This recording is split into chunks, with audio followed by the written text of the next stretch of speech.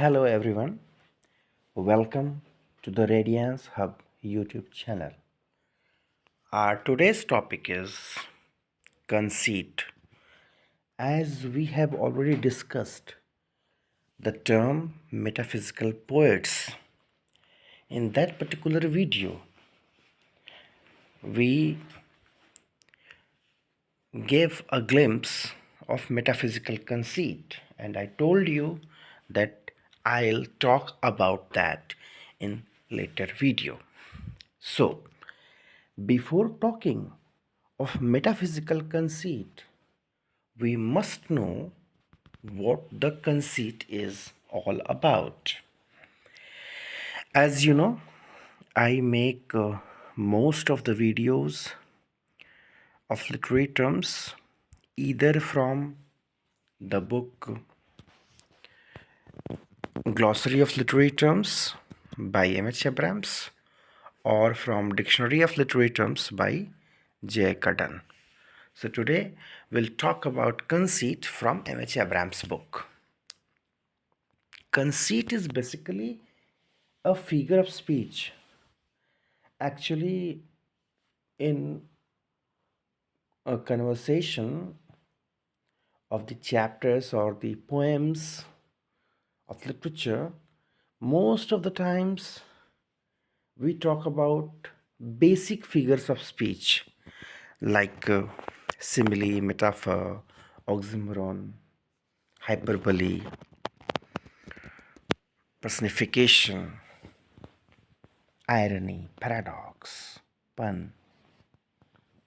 Conceit is somewhat like a metaphor, but a special kind of metaphor, because here also we find comparison, and this comparison is somewhat different, and that is why a different word conceit is to be used.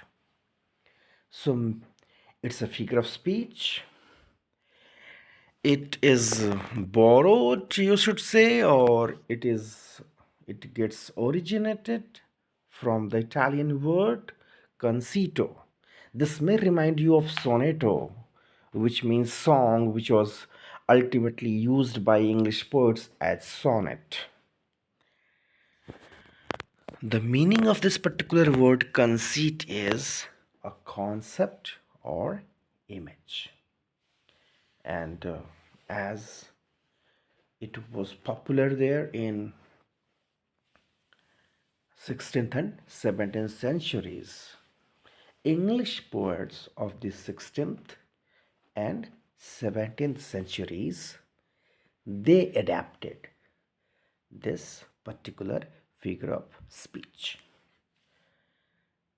And what was in it? It establishes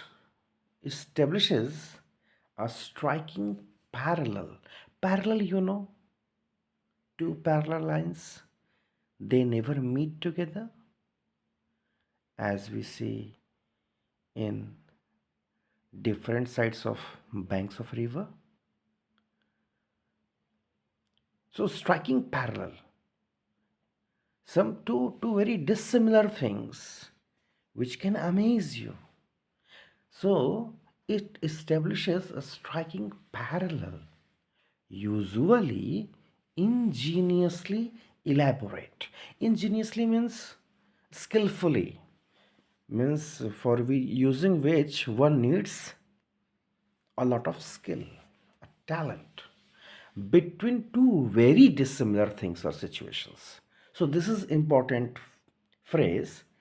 Two very dissimilar things or situations are brought together in conceit. When we talk of types, there are two types of conceit. The first one is Petrarchan and the second one is metaphysical. Petrarchan conceit is somewhat easier, and that is why it's less famous. When we talk of conceit in literature, automatically the term metaphysical conceit comes into context. So there are two types. The first one is Petrarchan, the second one is metaphysical. And mind it, Petrarchan is written with capital P. That is not the case with the metaphysical, because Petrarchan is derived from the name Petrarch, a proper noun. Metaphysical does not have that condition. Even in book, when you read, mind it, when some letter in between the lines starts with the capital letter and many are not the same. So the Petrarchan conceit, what it is? It is used in love poems, novel, and effective in the Italian poetry of Petrarch. So the way it originated, it was novel. Novel means new, and new things always appeal us. So it was used in love poems. The first condition, love poems, and especially courtly loves kind of thing we see in English poetry. We'll talk about it. So it was used in love poems. It was very new and effective. When something is new, that impresses us. And so it was effective. And where did it originate? It originated in Italy. So Italian poetry. Of whom? Of Petrarch. Petrarch was an Italian poet. If you are aware of sonnet, even there you are having that division, Petrarchan sonnet and English sonnet, that ultimately became Shakespearean one. So Petrarch not only affected sonnet here in England, it also affected conceit. It also compelled to bring that conceit there in England, in English poetry. So Petrarchan conceit is used in love poems.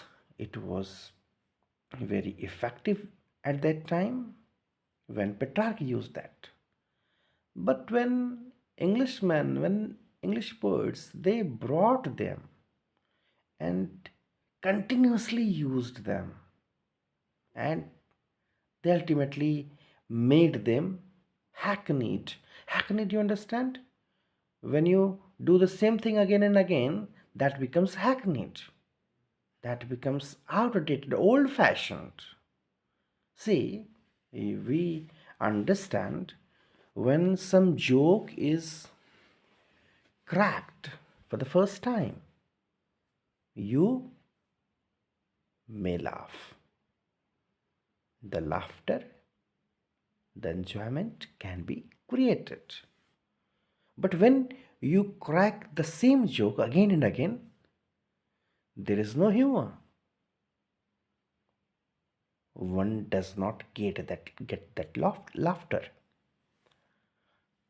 and that becomes effectless. That happened with the use of conceit, Petrarchan conceit in English poetry by the poets. And they were none other than the sonneteers. Obviously, Petrarchan sonneteers. The people like Sir Thomas Wyatt and Earl of Surrey. So these imitators, they hackneyed this conceit while using that in Elizabethan sonnet. What was exactly the Petrarchan sonnet? It was detailed, ingenious, and often exaggerated comparisons applied to the disdainful mistress. So this is also important in Petrarchan sonnet, or Petrarchan conceit. We have love poems, and in love poems there is a mistress, there is a beloved, but she is disdainful, as cold and cruel as she is beautiful. So the mistress is beautiful, but at the same time she is very cold and cruel. So this is the condition for Petrarchan conceit. And to the distresses and despair of her worshipful lover. So this conceit is all about detailed, ingenious, and often exaggerated comparisons applied to the disdainful mistress. So comparisons are applied to the mistress because of her being cold and cruel at the same time when she was beautiful. And what is the condition of the lover? He is worshipful. Why? He belongs to courtly love. While talking of Renaissance, we talked about it. We talked about courtly literature as well. We talked about platonic love, in which lover a kind of worships his beloved. He accepts all the authority of the beloved. So he is worshipful in nature, but obviously he is there with despair and distress. And so the comparisons for that mistress comes into love poems of Elizabethan sonnetiers, and that ultimately brought Petrarchan conceit. Then when we talk of the practitioners, we have Sir Thomas Wyatt, born in 1503, died in 42.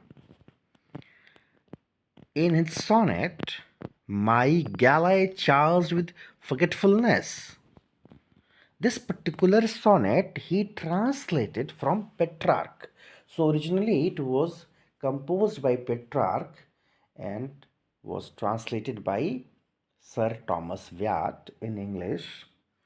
Here he compares the lover's state in detail to a ship laboring in a storm.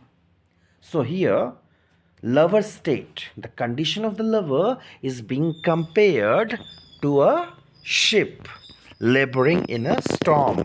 So a kind of, so we see that love is being compared as storm, and the lover is compared to a ship who is laboring in that storm, who is trying to live, trying to exist in that storm. So this is first example. First means one of the examples. Another sonnet of Petrarch, translated by Wyatt again, begins with an oxymoron describing the opposing passions experienced by a courtly sufferer from the disease of love. So, in another translation, again, Wyatt, talks of disease of love, and in that suffering with that disease, the courtly sufferer, the person who believed in courtly loved, what kind of experience he has, what kind of passions are coexisting together, that is very aptly described here in the following lines, there in blue quotation.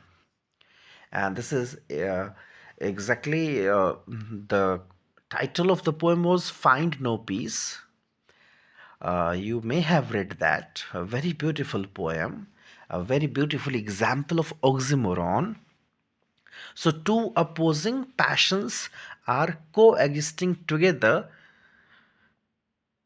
I find no peace, and all my war is done. I fear and hope. I burn and freeze in ice. So the sufferer has not found the peace, even if he has put all his effort in the war. So love is a war, and war is fought for peace, obviously. So his love is not requited.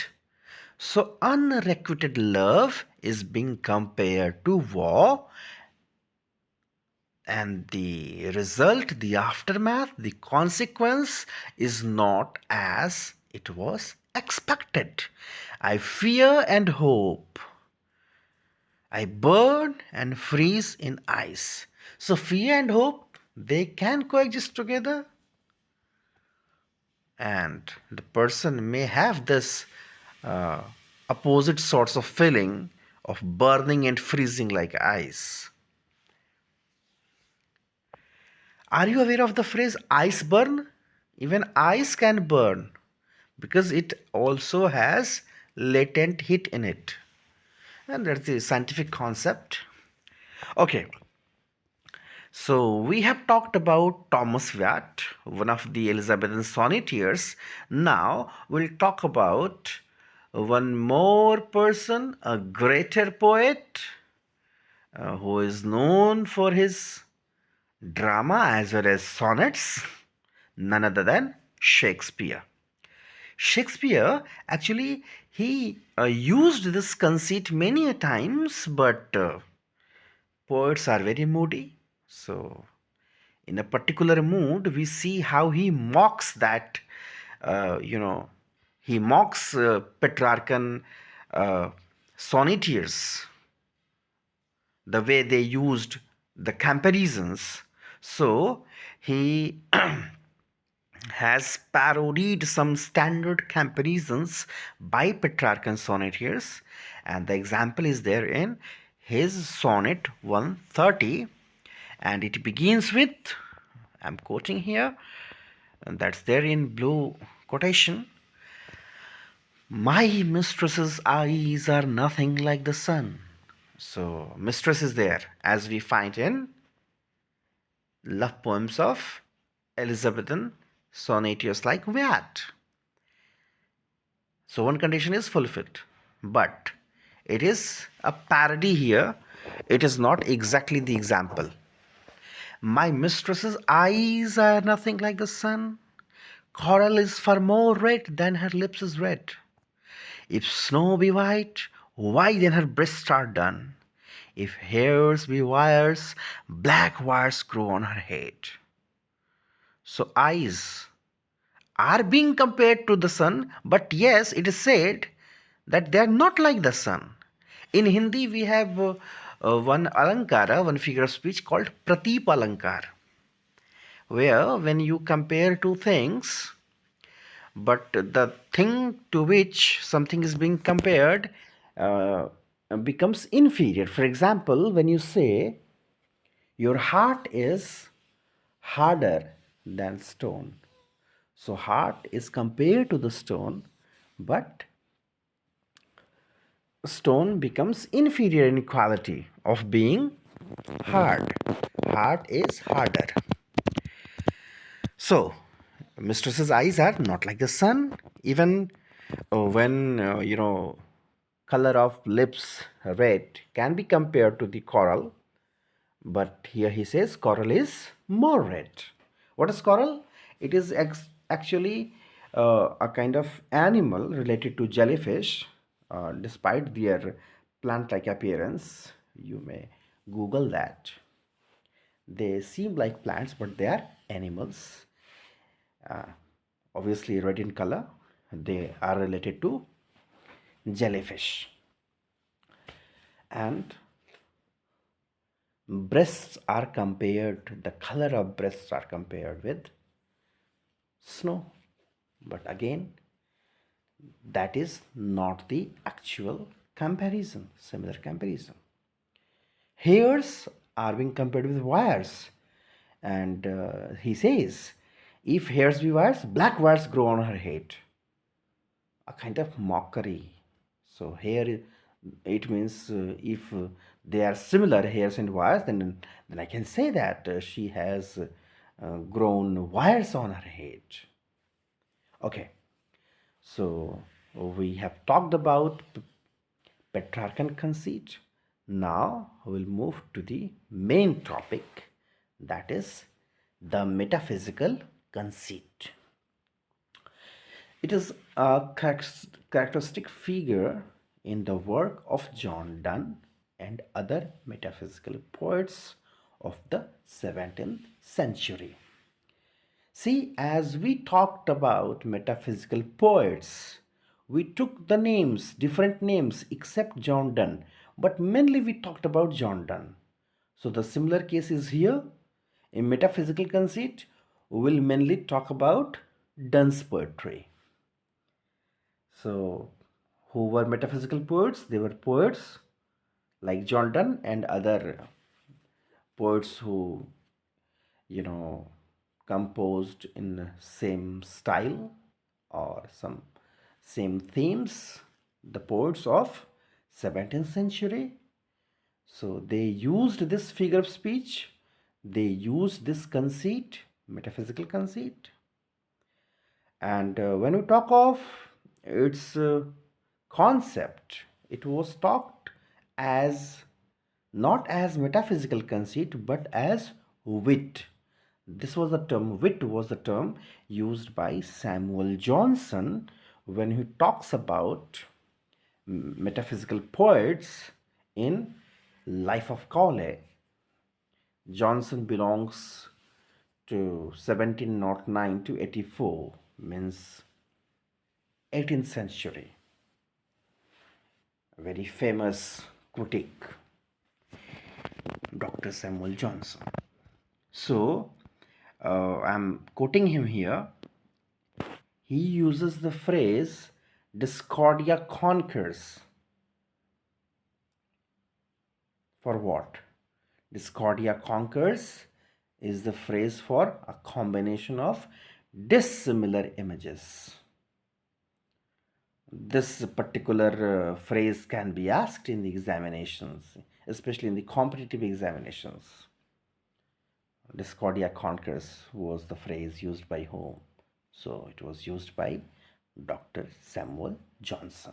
So he says a combination of dissimilar images or discovery of occult resemblances. Why occult resemblances? What happens in occult? Occult is something that can't be explained by reason, and the supernatural kind of things. So he says discovery of occult resemblances means here the resemblances which are shown, you cannot understand, you cannot comprehend that by reason, by logic, by rationality.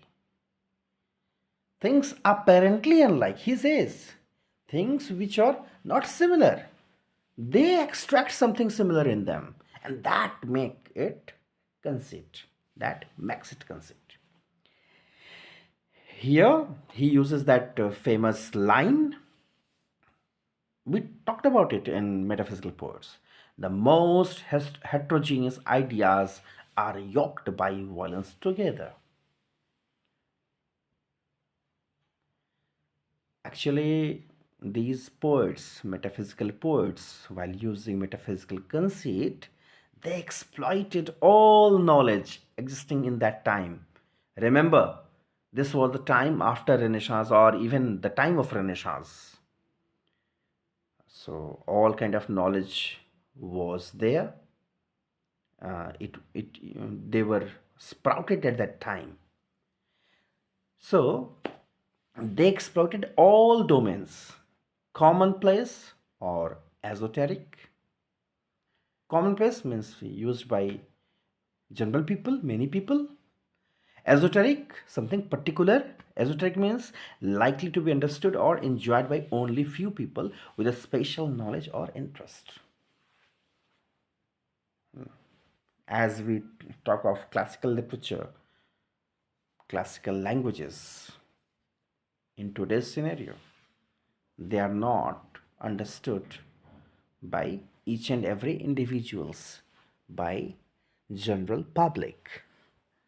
So that can be understood as esoteric.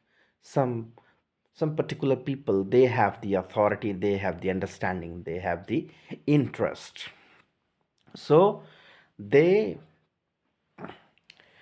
used both of them, commonplace or esoteric, practical, theological, or philosophical, true or fabulous. Fabulous means extremely good, but here fabulous is something related with fable, means something fictitious. So it could be true, it could be fabulous. They used both of them for the vehicles of these figures. For means for metaphysical conceit, they exploited all of them. It and they used uh, the knowledge of commonplace, knowledge of esoteric, practical knowledge, theological knowledge, philosophical knowledge, true knowledge, or fictitious knowledge. Their comparisons, whether succinct or expanded, means they might use brevity, they might use it in brief, or they could expand that. In both the condition, it was novel, it was witty. So now see the reason of fame for metaphysical conceit. As when we were talking about Petrarchan conceit, we said, we understood, they became hackneyed, they became old fashioned. But in metaphysical conceit, every time you see the way they use it, the way they use their wit, they make it newer, they make it new.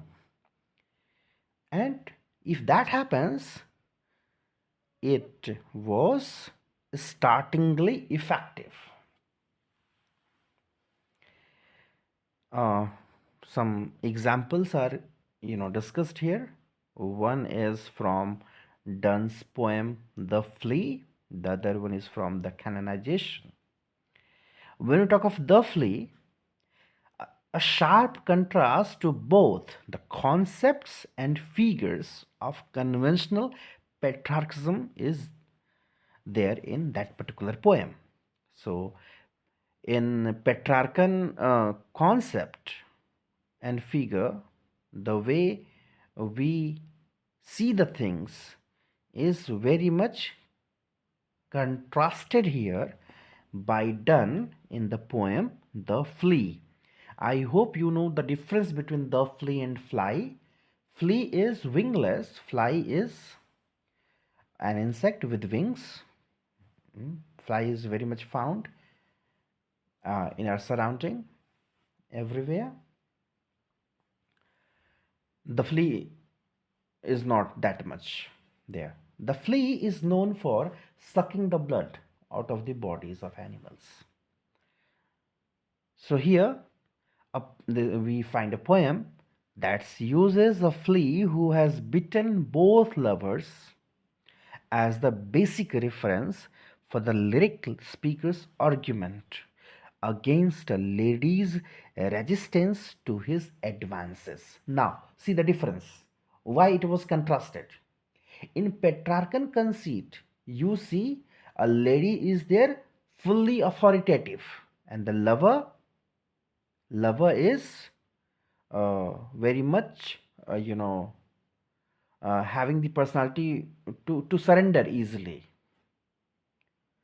a very meek kind of personality who worships his lady. But here in metaphysical poems like The Flea, we see the lady is resisting his advances. But when the lover cannot make advancement, when the love is not being requited on the physical level, on the outer level, there he seeks one support from an insect, the flea, and he seeks the support of science for that. He uses uh, he uses his biting. He says, if we cannot unite together, we can be united in the body of the flea when he sucks the blood of the lover and the beloved. That blood, that sucked blood, got blended, got amalgamated in the body of that insect, and that is how unification can take place. Now,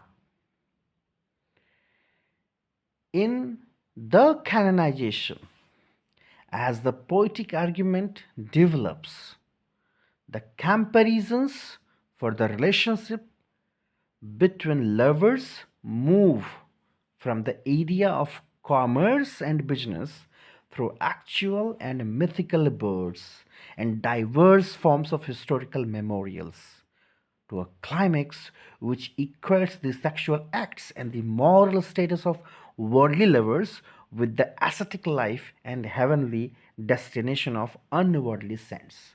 So, see, in the canonization, what are the domains they are being exploited, they are being talked of?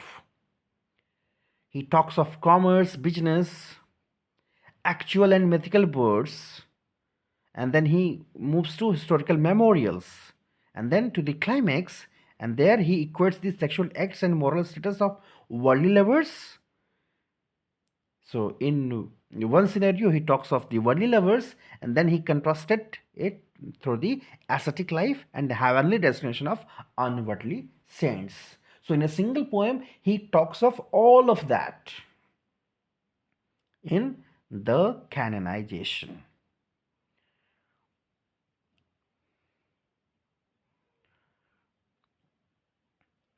One example is there in valediction. See, one more quotation I want to talk about, that of John Donne. The surrender that we had in Petrarchan conceit, in Petrarchan sonnet, is not there in Donne when he says, for the sake of God, hold your tongue and let me love. So that kind of difference, that kind of vigorness, we find in Donne.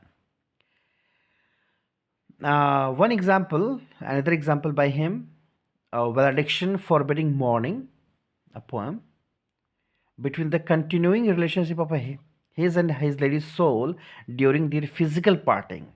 Physical parting, specifically, described here. So lover and beloved, they are parting, but physically means mentally or with your soul, they are together, and so that uh, unification is being shown by a draftsman's compass. So compass is a scientific device. So the parting is compared to the compass. One example in Richard Crashaw's description. See, very beautiful example of metaphysical conceit, how science is being exploited here. Richard Crashaw, one of the metaphysical poets, in his description, he wrote a poem, Saint Mary Magdalene, and there he talks of her tearful eyes She is repentant, so she is weeping, and tearful eyes are being compared with two faithful fountains, two walking baths, two weeping motions, portable and compendious oceans. So eyes are fountains, walking baths, even weeping motions. Motion is something abstract. You are comparing a palpable thing to an abstract notion, and that is motion. So, two faithful fountains, two walking paths, two weeping motions, and they are portable. At the same time, they are compendious oceans. Can you imagine? Can ocean be portable? But eyes are portable. But at the same time, they are like oceans. So, being portable and oceans at the same time, it is very dissimilar. But it is used and it is very beautiful. It is very striking. It brings effect. So, that's why it's metaphysical conceit. As it happens with all genre, all the trends, they have their forms for some times. They get disappear after sometimes, and again they appear. This happens. The history is very much cyclical. Things repeat with the passage of time. They might be disappeared from the surface for some years or some times, but they are not extinct. This happens with each and every term you talk. When you talk of the uses of conceit, metaphysical poetry, or when you talk of romanticism, classicism, there is the happening in the revival of romanticism that we had in the era of Elizabeth, when it again was revived. The romanticism or romantic revival took place in the time of uh, Astic Coleridge, William Blake, and William Wordsworth. Ultimately was you know succeeded by the people like Keats, B.B. Shelley, and Byron, and others. The same happened with the classicism. In classicism, you have Greek and Roman literature, and that was brought in the era of new classicism there in England. So we have this concept, things being disappeared and ultimately being appeared on the stage. So this metaphysical conceit, it fell out of favor in 18th century, because at that time it was the time of romantic people, so they regarded these conceits as strained and unnatural. But again, with a strong revival of interest in the metaphysical poets during the early decades of the 20th century, a number of modern poets exploited this type of figure. While talking of metaphysical poets, we have understood how they got their reputation established by the work of T.S. Eliot and F.R. Lewis and others in 20th century. So we find Eliot himself using this conceit in his first poem, very famous poem after The Wasteland and The Hollow Man. The love song of J. Alfred Prufrock. In that particular poem, he compares evening to a patient etherized upon table. Initially, I talked that conceit can be taken as metaphor. I think simile is somewhat a more suitable word. You can say simile or metaphor, a kind of that conceit, but the condition is things are very dissimilar. So he says in the love song of J. Alfred Prufrock, Eliot says, and I should not say the narrator, speaker in monologue. The speaker talks to himself. The speaker is talking to his alter ego when he says, "Let us go then, you and I."